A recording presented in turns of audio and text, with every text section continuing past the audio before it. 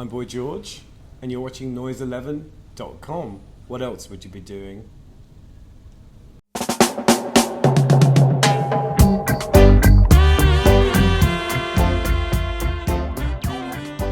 And we welcome into noise11.com. Boy George, good to have you back. Hello. To talk about a new record. Yes. And, you know, I've seen you explaining the 18-year gap, and it's not really an 18-year gap. You've just been doing other things, haven't you? Yeah, I've been doing other things. I have been very involved in dance music. I mean, DJing's really what I do. That's my job. That's how I make my living. And so I've been immersed in that for the last 25 years. And the great thing about that is that it's just meant that I haven't had to worry at all about nostalgia, which is kind of purgatory to any artist, you know. As much as people love the 80s or they love the past, for an artist, you know, who's still working, there's nothing more tedious than constantly kind of having to focus back on that.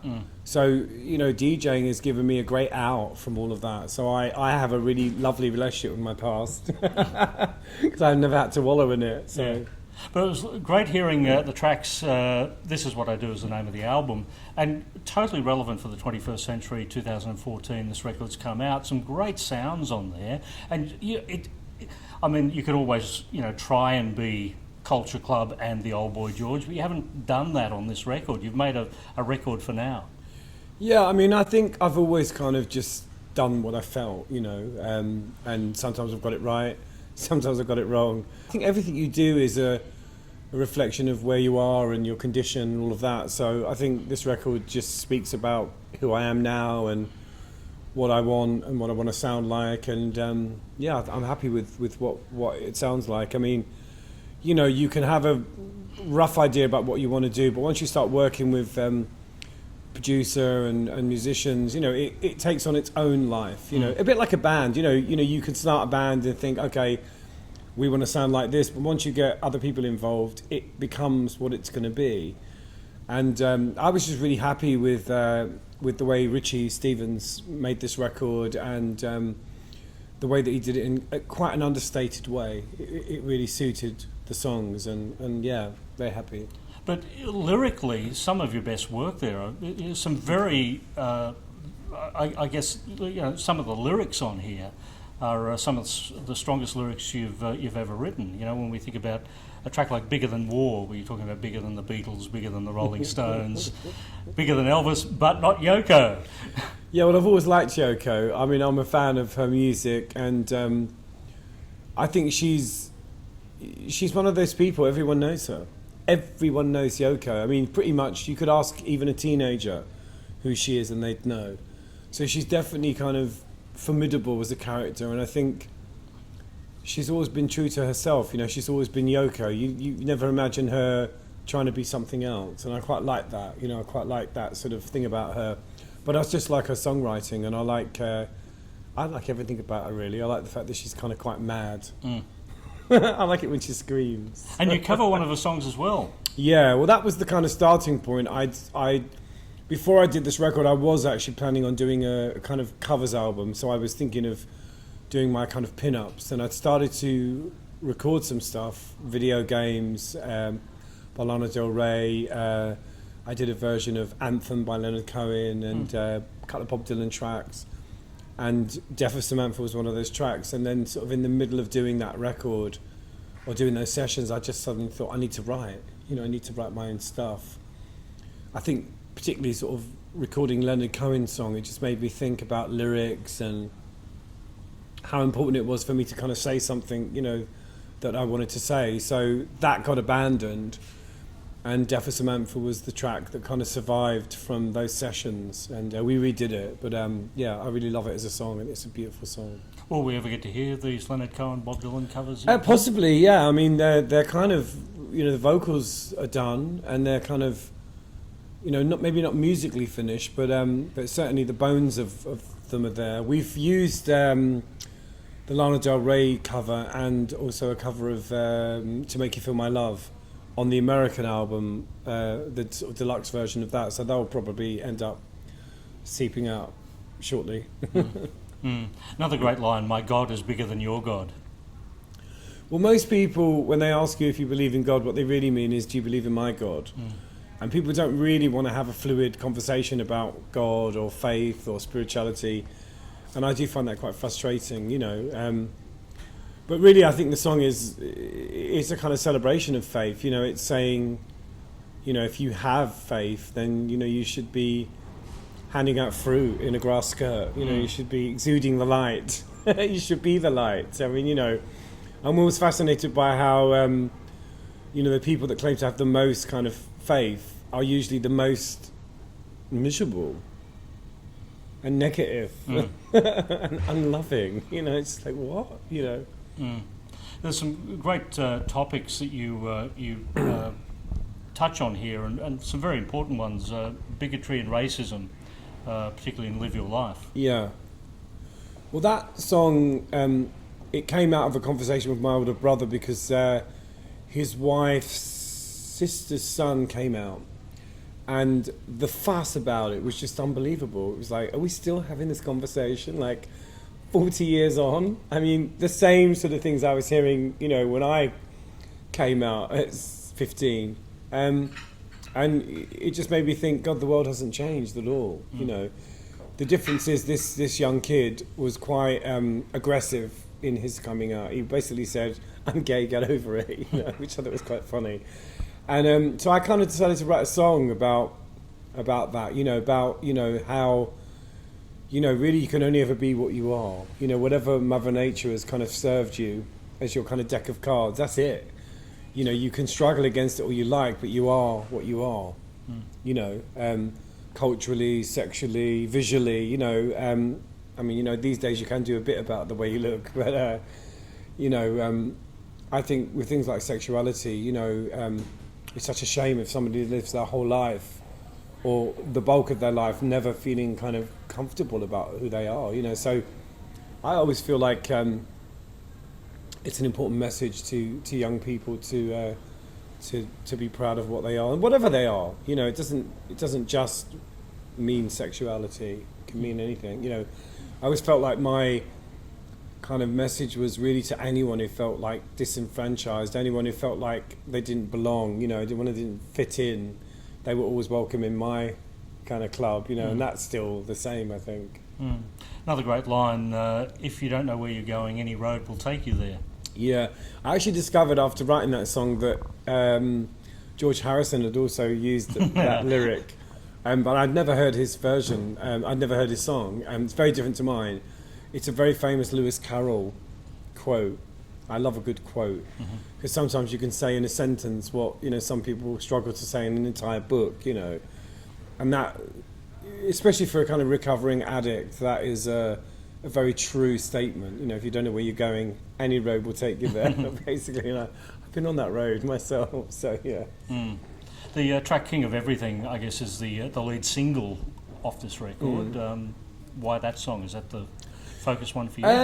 I really bowed to the greater judgment of management and everybody else involved, you know, radio pluggers, and, you know, because to be honest with you, when I made this record, I wasn't thinking radio or, you know, I didn't really have any massive expectations. I just wanted to make a record that I loved, and then anything that kind of happened would be a bonus. And management kind of got very excited about the record, and they decided to go for radio, and we did get radio on King of Everything in the UK, which was amazing.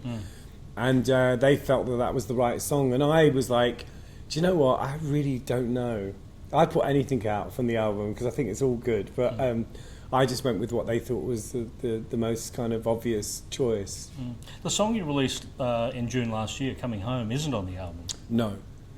No, Coming Home was kind of part of me kind of finding my mojo in a way. I was working with youth who wrote some of the songs, King of Everything, My God, and that sort of song happened very early on in those sessions. And I decided to kind of, you know, just to put it out there, just to kind of, just to tell people I meant business. You know, it was like, the lyric, you know, I don't know who I used to be, but every day I'm feeling more like me, I'm coming home, was kind of like, to me, you know, an indication of what I was going to do next. So it just felt like maybe it shouldn't be on the record, but it would be good to just put it out there and, you know, for no reason at all, not release it properly, not try and do any kind of real promotion with it, just put it out there, and seemed to kind of work. Yeah. Now, you've also been talking up Culture Club getting back together to record a new album this year. Yeah. How far down the track are you? I think we got it. We got the record. You know, I think it's taken a while to get to this point, you know, because I was writing with the band before I made this record, and out of those sessions I decided that I needed to make my own record. I wasn't ready. I didn't know what I could give them. I certainly didn't know what they could give me, and so I decided to make my own record and then come back to them and see if it was, you know, a better situation to write, and that was really what I did. And in the last kind of 2 or 3 months, we've done a bit of writing, and I think we've got the bones of a really strong album. And you know, I always felt that, you know, when I made the record I wanted to make, I'd be kind of really geared up to make a record with them, and I'd be in a much better position to make a record with them, you know. So that's kind of how it's all panned out, really. And we are looking at, I think, May, starting to record. We're going to go to Spain and do, you know, some sessions, and we'll see where we go from there. You might get the whole thing done in May. You never know, depending on you know, how everybody else feels. But I think, yeah, we've got a good record. And I think it will be, you know, similar to this one in the sense that, you know, I don't think it has to be a big overblown drama. You know, it doesn't have to be overproduced. I think it's just got to be a record that kind of sits with us as older men, you know. And one of the reasons of doing a record with Culture Club was that I've always felt like that there was this one record we'd never made. We might do more. We'll see. I like the idea of kind of having shop open, you know, the band's open, you know, to do some gigs and to just be there, you know, if we want to work together. Just Don't Mind If I Do was the last album, 1999. In retrospect, what do you think of that record now? There were some moments on that record. I mean, you know, it's almost impossible for me to relate to that person I was then. You know, there's been so much change in the last kind of 10 years, so many things have happened that, you know, I can't even relate to myself at that point either, you know. And certainly when I look back at myself in the 80s, I was just like, you know, how did you cross the road? I was like dribbling out of both sides of my mouth. I just, I mean, I suppose when you're young, you kind of get away with everything because you're young, you know. But I was just watching an interview with Justin Bieber from like early days with Graham Norton in the UK, and he was on TV because I went to see John Waters last night, and he mentioned about being on TV with Justin, and so I thought I'd Google it, and I was looking at the interview, and he is adorable in this interview. It was like what it made me realise is how quickly things change. You know, how quickly when you become famous, those changes happen. One minute you're just kind of sweet, innocent, nice little kid from the suburbs, and suddenly you're like, you know, give me more. And you know, it's such a fast process, you know. If I go back to my teenage years, you know, before the band, you know, things happened in such rapid succession for me, you know, just changes, and it's amazing, you know, where life takes you, you know what I mean? It's incredible. And I suppose one of the fascinating things about Culture Club is that, you know, one of the things I always really wanted was to be able to kind of go on tour with them and actually have fun. You know, to actually go on a tour and really enjoy it. Wasn't that great? You know? I think that's possible. I think now that's possible, but a lot of that is really down to me kind of changing and having a different relationship with the rest of them, you know, allowing myself to have a new relationship with them. What was your expectation for success then, say a week before Kissing to Be Clever came out? You'd finished the album. Yeah. You must have known you had something special there. Do you know what? I don't think we did, really. I mean, I think I certainly didn't envision, you know, what happened, what came, you know, with Do You Really Want to Hurt Me? Because, you know, I think with Kissing to Be Clever, you know, I was still, you know, I'd been in Bow Wow Wow, and there was a lot of kind of Bow Wow Wow on that album, and we were still finding ourselves. We were still finding ourselves musically with, you know, some of the first kind of couple of singles that we put out.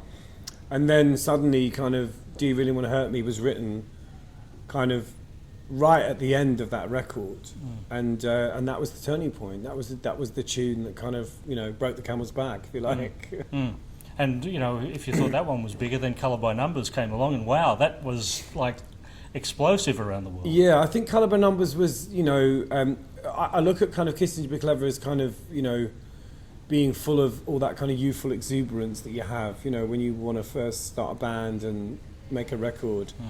And then Colour by Numbers was really the conclusion of all of that. You know, it was quite polished, and, you know, it had a lot to do with obviously working with, you know, a proper producer, and generally sort of everyone taking it more seriously. You know, it was like, oh, this band's pretty good, you know. Number 1 in Australia, number 1 in the UK, number 2 in the US, 5 hit singles. It was really a bona fide classic album. Really. Yeah. But now it doesn't really matter. Whatever. I mean, you know, people say to me, you sold 150 million records, but, you know, who's going to make the tea? You know what I mean? It's kind of one of those, it's like, it's not that I'm dismissing it. It's great and it's really important and all the rest of it, but you can only really do what you're doing now. You know, now is kind of the fun thing. You know what I mean? The past is great, glorious, beautiful, but it's kind of gone, you know. And I think sometimes we're a bit too sentimental about the past, you know. The past was also a fucking headache.